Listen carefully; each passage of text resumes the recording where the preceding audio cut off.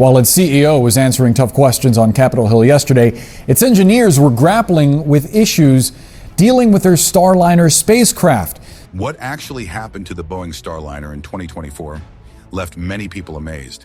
Instead of a successful mission, the spacecraft faced major problems, leaving 2 astronauts stranded. NASA says there's internal disagreement over how to bring home 2 astronauts from the International Space Station. The question? The failure wasn't just about one faulty spacecraft, but deeper issues within the mission itself. Could there be more to this story than what the government told us? Join us as we explore the real reasons behind the Boeing Starliner's unexpected troubles that the U.S. government doesn't want you to know about. Boeing's rise to space power. First, let's take a closer look at Boeing, the big company at the center of our story. Today, it's easy to look back and point out all the mistakes and controversies surrounding Boeing Aerospace. But back when NASA first decided to rely on Boeing for leading us into the future of space exploration, it seemed like a pretty safe choice. Until then, Boeing had built itself a solid reputation as a dependable creator of new technology. They were the brains behind the first stage booster of NASA's original moon rocket, the Saturn V. And they also made the lunar rover that astronauts drove around on the moon. Beyond that, Boeing played a major role in building the Space Shuttle orbiters and was the main company behind the American sections of the International Space Station. They also put together the Delta IV rocket and had a long history of making both military and commercial airplanes. But beneath this shining reputation, was there a hidden flaw that would lead to the Starliner's downfall? The answer to that question might change everything we thought we knew about Boeing's role in space exploration. And it's something we'll uncover soon. With such an impressive list of achievements by the early 2000s, you can see why NASA felt confident betting on Boeing. But there was one particular event in 1997 that, looking back, marked a turning point for Boeing. They made a huge business move and bought another aircraft company called McDonnell Douglas for $14 billion, which was a massive amount of money back then. However, many people in the aerospace industry felt that what Boeing really lost with this deal was the original spirit of the company. For many people, it seemed that they threw away years of prestige just for this particular deal, and many got very angry at the company. Before this merger, Boeing was known as a place where engineers led the way. The folks who designed these amazing flying machines were in charge, and safety was their top priority, not making money. It was all about quality and smart design. But when McDonnell Douglas came into the picture, things started to change. Their culture was more focused on making money for shareholders rather than making great planes. And soon a passion for quality was replaced by a push to cut costs. There's a saying that McDonnell Douglas actually bought Boeing with Boeing's own money. The problem with such changes is that they start slow, and it can take years, even decades, for the full effects to show up. Now let's talk about the Boeing Starliner. This is a partially reusable crew capsule and service module that Boeing Aerospace started working on nearly 15 years ago in 2010. The money to start this project came from NASA through their Commercial Crew Initiative, which aimed to find a replacement for the aging Space Shuttle fleet. The Starliner was picked as a potential way to keep carrying people and supplies to the International Space Station. The Starliner was built to mostly run on its own, but it also has manual controls for the pilot. It's really good at moving around in space, thanks to a bunch of thrusters and rocket engines. There are 52 nozzles on the Starliner's service module. 28 of these are small power jets called Reaction Control System (RCS) thrusters, used to tweak the spacecraft's direction during the flight. Another 20 thrusters help with bigger moves, like changing how fast or slow the Starliner is orbiting. Then there are 4 really strong engines that are only used in emergencies to quickly move the Starliner away from its rocket booster if something goes wrong during takeoff. These thrusters are grouped into 4 sections around the service module, each section with its own set of thrusters for different directions. Plus, there are 12 more RCS thrusters in the part where the crew stays, mainly used when coming back into the Earth's atmosphere. This setup gives a Starliner a lot of control for docking with the International Space Station or even future space stations. But having so many parts also means there's a lot that could go wrong. With Boeing's background clear, let's meet the astronauts getting ready for a big mission that could change everything. NASA's Starliner crew prepares for launch. Update from NASA on those two astronauts who are spending a lot more time in space than they had planned. Not much of an update, but NASA does say that Butch Wilmore and Suni Williams are doing great and they're keeping busy. Let's also meet the astronauts, Barry Butch Wilmore and Sunita Suni Williams, who are gearing up for the first manned mission on the Starliner. They're some of NASA's most experienced space travelers, which is why they were picked for this mission, despite some known issues with the new spacecraft. Suni is particularly popular among astronauts. She spent 322 days in space over 2 missions and has over 50 hours of spacewalks under her belt. Before joining NASA, she was a Navy diver and a combat helicopter pilot. She's also part of the Society of Experimental Test Pilots. Butch has been to space twice, once as the pilot of the Space Shuttle Atlantis in 2009. He's also a Navy vet, having flown 21 combat missions. This Starliner mission is likely to be the last time they go to space, which is a big deal for both of them. They are really tough and perfect for dealing with dangerous situations, so the idea of them being in trouble at the ISS is almost funny. Now that we've met our main characters, let's see how they ended up in this tricky situation. Boeing got their first chunk of money from NASA in 2010, a total of $18 million as part of the Commercial Crew Development Program. It wasn't a huge amount, but it was enough to start turning their spacecraft idea into something real. Boeing was hopeful that they could get the Starliner fully up and running by 2015 if the funding kept coming. In 2011, NASA let Boeing use their orbiter processing facility at the Kennedy Space Center for putting together and testing the Starliner. This place used to be where the Space Shuttle fleet was looked after for many years. For the next 3 years, NASA continued to hand out more funding for development, giving Boeing 3 big checks. They got $92 million first, then $460 million, and finally $10 million. It seemed like Boeing knew this would happen. They were used to getting big chunks of money from the government for space projects. This time, they were really pushing for a special deal that meant they wouldn't have to share the money with anyone else. They told NASA they needed all the cash to make their Starliner spacecraft work right. At NASA, most folks were pretty happy with this. We're talking about Boeing here. They built the massive Saturn V rocket that sent astronauts to the moon. What could possibly go wrong with them? Now let me tell you about William H. Gerstenmaier. You might not know him, but back then, he was in charge of NASA's Human Exploration Program. He thought Starliner sounded good on paper, but he wasn't too keen on giving the whole project to just one company. He managed to convince NASA to spread the money around a bit, to keep another company in the game too. By 2014, NASA had decided to give both Boeing and SpaceX contracts to build spaceships for carrying crews. Boeing got a deal worth $4.2 billion, and SpaceX, the new guys on the block, got $2.6 billion. They needed to make sure their ships could do a few critical things before getting all that money, like safely aborting a launch, flying around Earth without anyone aboard, taking a crew into orbit, and completing 6 missions to the International Space Station. Our astronauts returned to Earth today after 6 months aboard the International Space Station.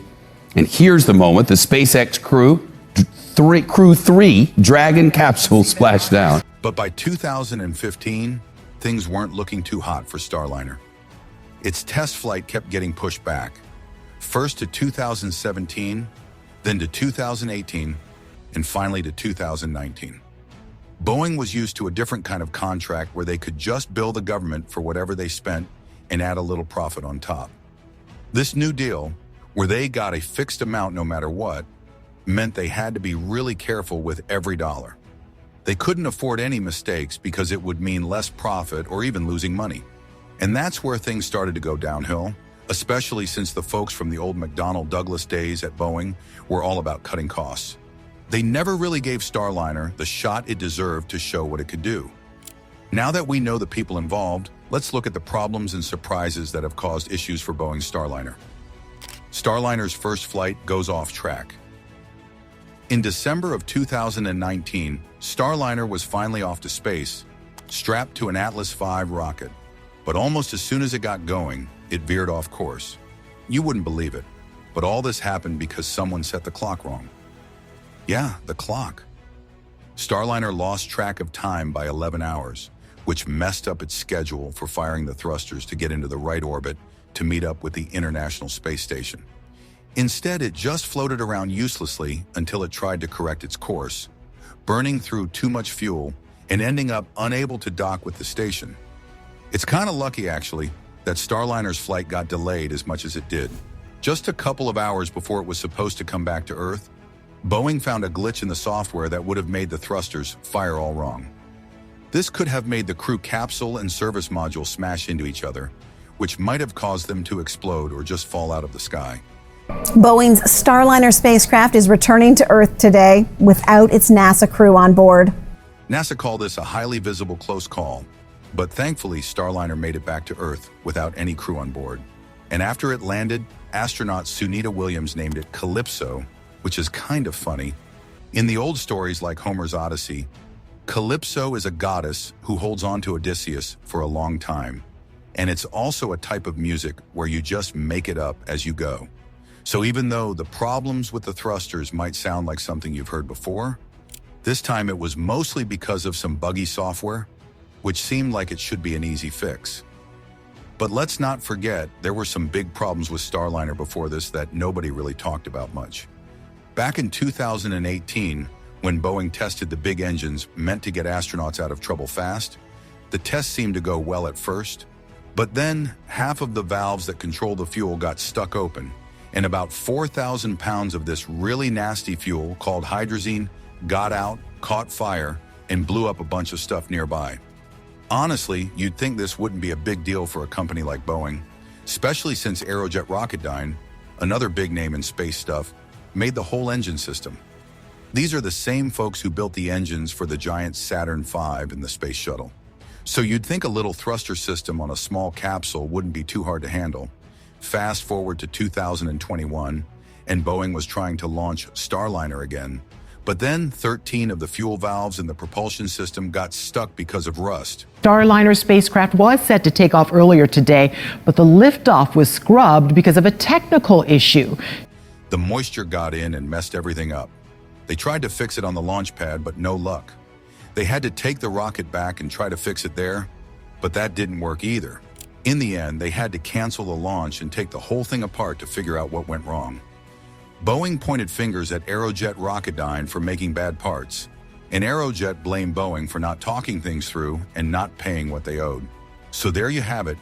Two of the biggest names in space, once famous for sending folks to the moon, were now just arguing like kids, struggling to even get an empty space capsule up into orbit. It was a surprising mess, but if you were paying attention, there were signs that things weren't going as smoothly as they should have. Back in 2014, NASA picked 4 skilled astronauts, Bob Behnken, Eric Boe, Doug Hurley, and Sunita Williams, to help out the engineers over at Boeing and SpaceX. Hurley quickly noticed that working with the two groups was a completely different experience. While the folks at SpaceX were really welcoming and took any advice they could get, the engineers at Boeing didn't seem to care much about what the astronauts thought. They came off as too sure of themselves and not really open to feedback.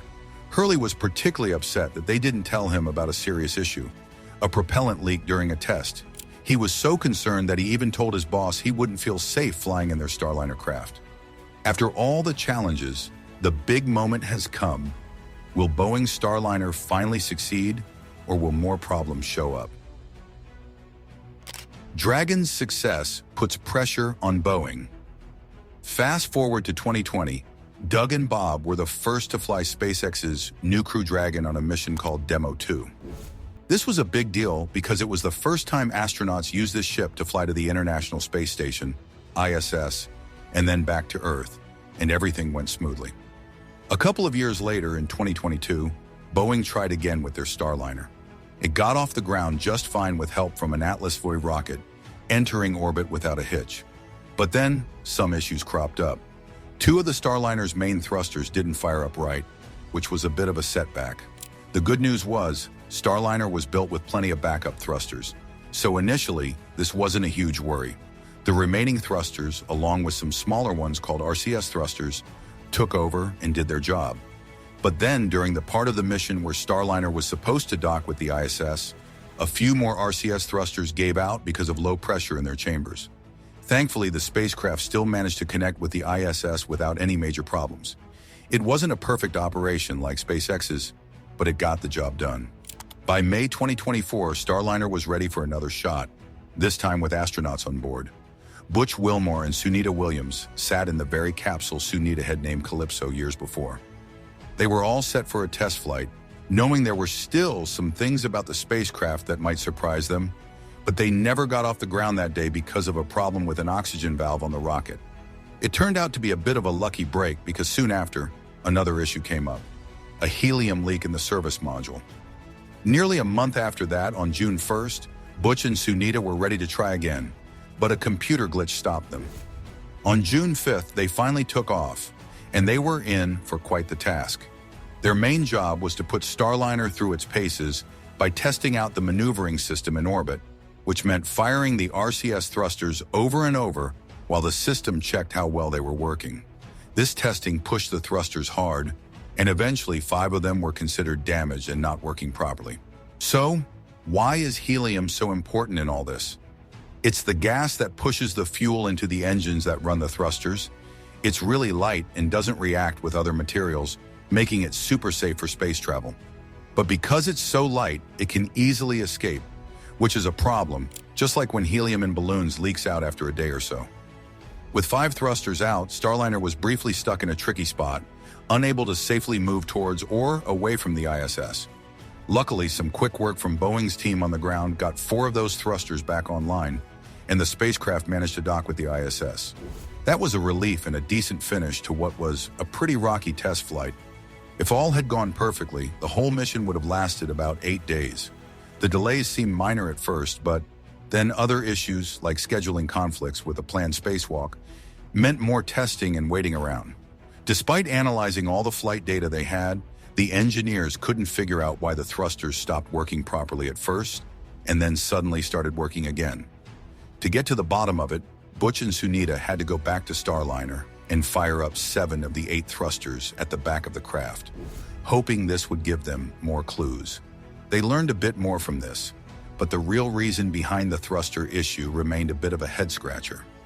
Is the Boeing Starliner's failure just a technical mishap, or is there something bigger going on behind the scenes in the space industry? Could this be part of a larger issue within NASA's space missions? Tell us what you think and don't forget to like and subscribe for more.